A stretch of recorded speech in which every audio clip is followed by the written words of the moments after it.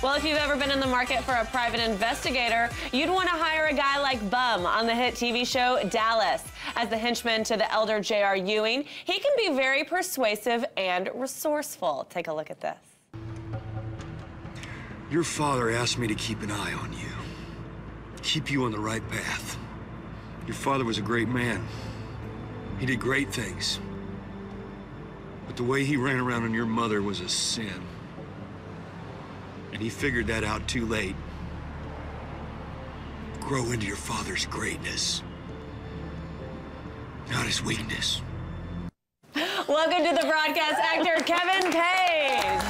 How are you? Thank you for being here this morning. Good to see you. I love that when you see something and you know what the line's going to be and you're like, yes. Right. Okay, I have to ask you before we get started, are you wearing Google glasses? I am indeed. I'm an early adopter in technology, something I want to talk a little bit about when we get to my photo festival. Yes. And so I'm one of the Explorer program. I'm one of the first people in the country to have these things. And you're on video right now. So I'm filming all of you. Taking your video. These are too fun. And so I wanted to get to talking about those. But first, Dallas, the viewers know that I am a huge Dallas addict. I am obsessed. I cannot get enough of y'all. Is this project just a dream come true for you? For me personally, it absolutely is. I'm a local actor. I live in Dallas. I used to live in Los Angeles, but I've been here for 20 years. And I came here to do a series called Wishbone in the late 1990s, and I've stayed here ever since. And so the opportunity to star on a TV series that goes on and on for years at a time is very, very rare locally. Normally they cast actors that have these kinds of roles out of Los Angeles, and I was just totally blessed.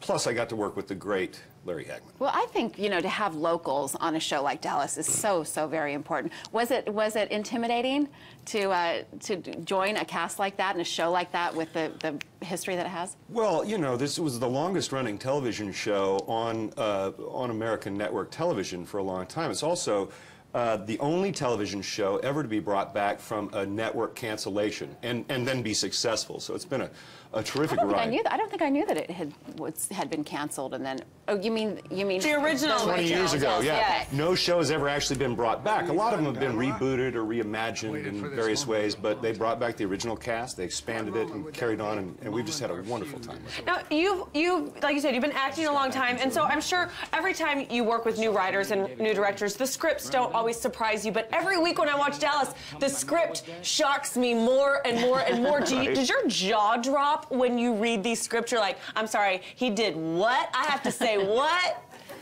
Well, in fact, the cast is the biggest fans of the show, and we're the first fans of the show. So, you know, the first people to see what... Because y'all have to be drinking the Kool-Aid to make sure everyone else is drinking the Kool-Aid. So when we get these scripts, usually it's 11 o'clock at night, and I'm so excited, run down, my wife, honey, I've got a script. And so we do. We sit there and read them, and I have literally been brought to tears just with excitement in reading the stories. The writers are absolutely gifted. So truly brilliant. Tell us about this new thing that you're involved in and why you're wearing the glasses. Should we get into that in the next segment? Well, we'll probably get it in the next segment. Okay. Yeah. Okay, I want to ask you a question. You know, I've met Josh Henderson and Jesse Metcalfe, such young, talented actors. As a seasoned actor, did you ever think that you'd be able to work with such young, fresh talent? Do you learn anything from these young guys who are just in the beginnings of their career, but so incredibly talented? Josh Henderson is going to be the biggest movie star you probably ever met in person. Think of Bruce Willis or Michael Keaton a few generations back. I mean, Josh Henderson and Jesse Metcalfe, the entire young cast is really terrific. And as an actor to come and do that, we have an opportunity to go on the set and you just know that the person across from you is going to be rock solid and challenge you to do your very best work. You know, you mentioned working with Larry Hagman, and did you have a chance to get close with him? Did you have a chance to form a friendship with him? I like to think so. I look at Larry as a real mentor to me in my career. That's a great shot. Yeah, that's the only picture I actually have of Larry and I together.